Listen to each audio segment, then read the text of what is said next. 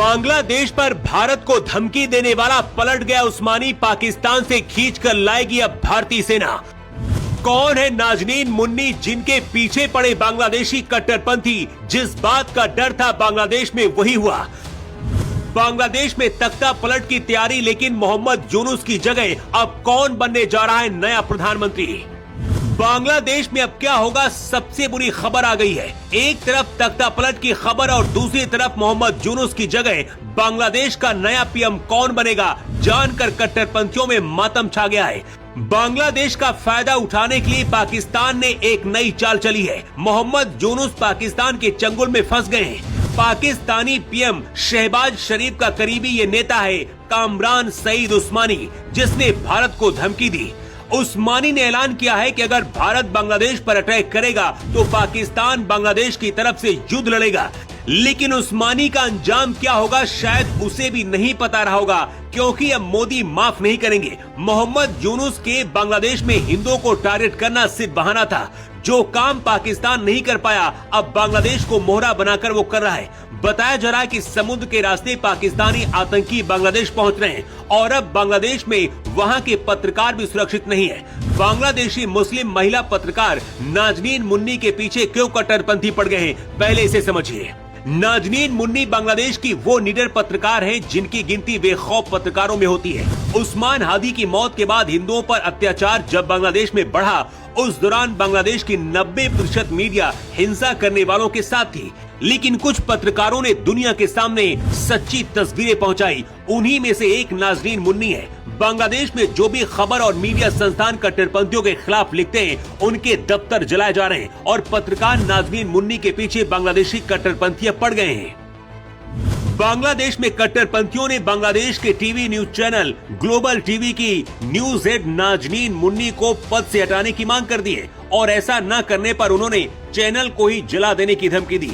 इन कट्टरपंथियों का कहना है कि इस चैनल में उस्मान हादी की मौत का कवरेज ठीक से नहीं किया गया। मतलब बांग्लादेश की हालात अब सीरिया और अफगानिस्तान से भी बुरे होते जा रहे हैं, जहां पत्रकारों को भी अब टारगेट किया जा रहा है। लेकिन इसी बीच एक ऐसी खबर बांग्लादेश से सामने आई है जिसके बाद मोदी ने अब सेना को सीधा आदेश दिया है और भारत की खुफिया एजेंसियां अपने ऑपरेशन में लग गई हैं।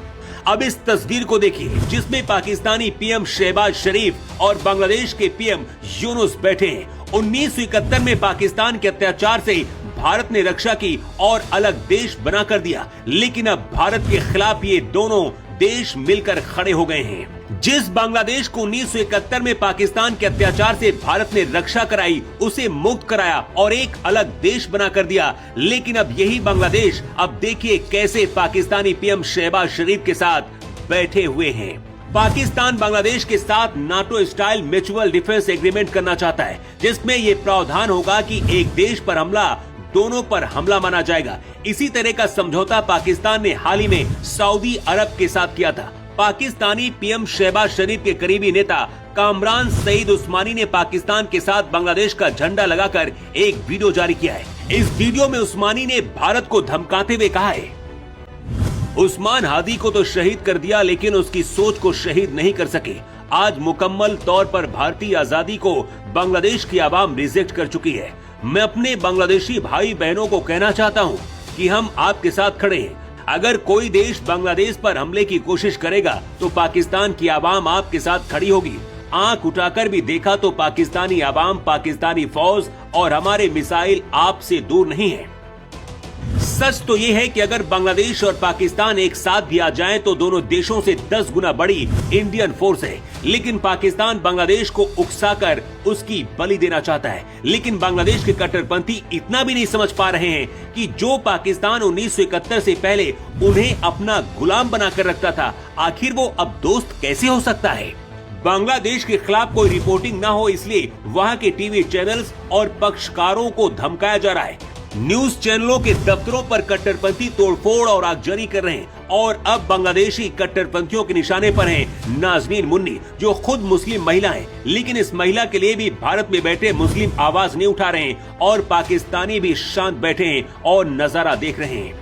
खबर है भारत अब बांग्लादेश में बड़ा ऑपरेशन करने की तैयारी में है और मोहम्मद यूनुस का तख्ता पलट करके बांग्लादेश की पूर्व प्रधानमंत्री खालिदा जिया के बेटे तारिक रहमान को नया पीएम बांग्लादेश का बनाया जा सकता है।